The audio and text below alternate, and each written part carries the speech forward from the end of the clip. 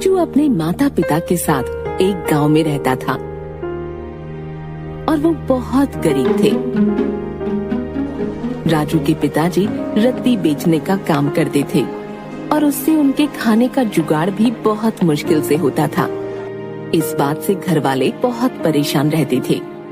राजू पढ़ाई करना चाहता था, लेकिन पैसे नहीं होने की वजह से उसके घर वाले उसे पढ़ाई नहीं करा पा रहे थे।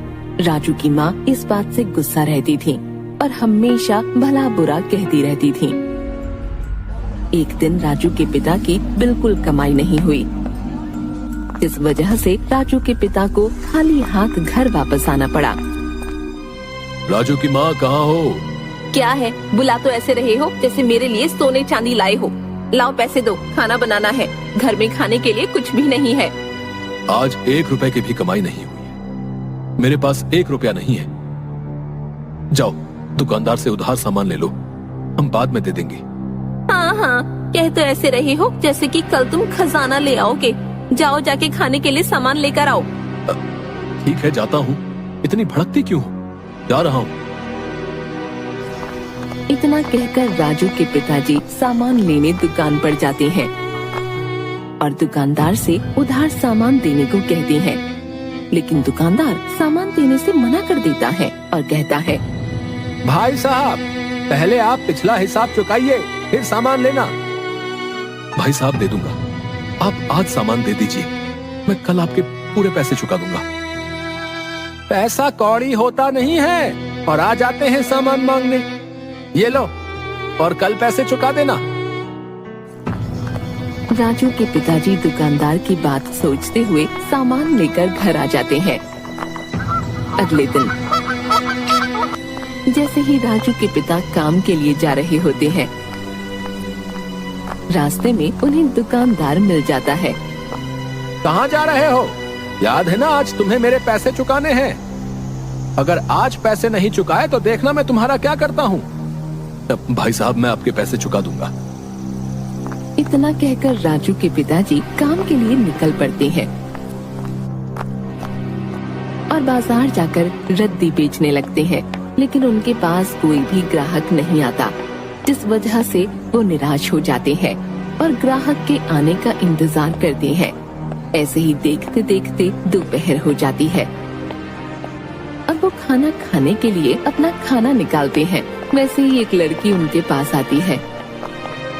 कुछ खाने को दो ना। बेटा कौन हो तुम और ऐसे अकेले क्यों घूम रही हो? और तुम्हारे माता पिता कहाँ हैं? काका, मैं मेले में खो गई हूँ और मुझे मेरे घर वाले मिल नहीं रहे। बेटा चिंता मत करो, सब ठीक हो जाएगा। ये लो, ये खाना खा लो, फिर मैं तुम्हें पुलिस स्टेशन लेकर चलूंगा। पुलिस वाले तुम्हें तुम्हारे घर छोड़ देंगे। राजू के पिता के पास बहुत कम खाना था, लेकिन उन्होंने बिना सोचे समझे लड़की को अपना पूरा खाना दे दिया और लड़की ने पूरा खाना खा लिया। और जैसे ही उसका खाना खत्म हुआ, राजू के पिता ने कहा, चलो अब पुलिस स्टेशन चलते हैं। जैसे ही राजू के पिताजी उस लड़की का हाथ पकड़ते हैं, वो उनका हाथ छुड़ाकर एक सुंदर परी का रूप ले लेती है।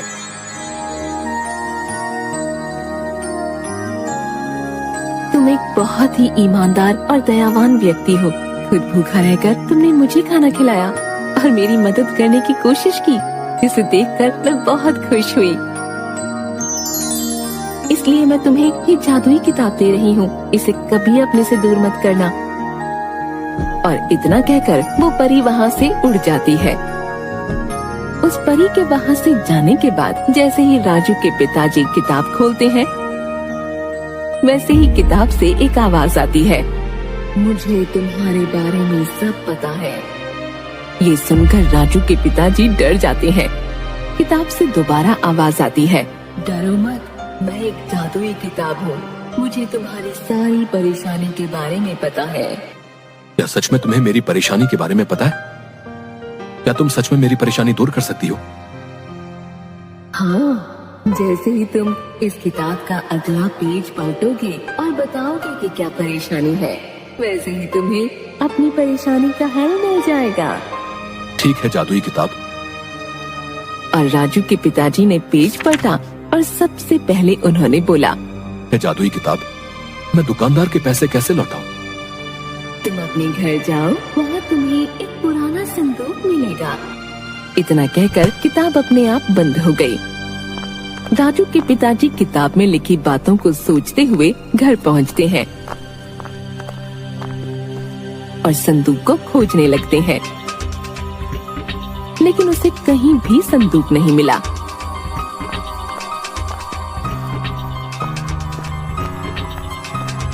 इतने में राजू की माँ बोलती है, क्या हो गया है? पूरा घर फैला दिया है, क्या चाहिए तुम्हें? तुमने अपने घर में कहीं पुराना संदूक देखा है? पुराना संदूक? पुराना संदूक तो अपने यहाँ एक ही है जो तुम्हारी माँ का है। कहाँ कहाँ है वो? देखो, वो रहा अलमारी पर। राजू के पिताजी ने वो संदूक उतारा और उसे खोला तो देखा उसमें पैसे रखे हुए थे। ये देख दोनों पति पत्नी बहुत खुश हुए। राजू के पिता ने तुरंत पैसे लिए और दुकानदार के पास गए। ये लो तुम्हारे पैसे, बोला था ना आज दे दूंगा तुम्हारे पैसे। हाँ लाओ लाओ। और दुकानदार को पैसे देकर वो घर आ गए। फिर सोचने लगे, चलो आज का काम तो हो गया, लेकिन अब कल का क्या? फिर उसे जादुई किताब के बारे में याद आया और उसने किताब निकाली और पूछा, मैं ऐसा क्या करूं जिससे मेरी आमदनी अधिक हो और मैं अमीर हो जाऊं? तुम्हारे पास जो पैसे बचे हैं उनसे तुम एक दुधारू गाय ले आओ, उससे तुम्हारी आमदनी दुगनी हो जाएगी। राजू के पिता अगले ही दिन बाजार जाते हैं और गाय खरीदकर घर ले आते हैं और उसका दूध बाजार में बेचने लगते हैं और धीरे धीरे उनकी हालत पहले से ठीक हो जाती है और आमदनी भी अधिक हो जाती है और एक एक करके वो बहुत सारी गायें खरीद लेते हैं, जिससे वो बहुत अमीर हो जाते हैं।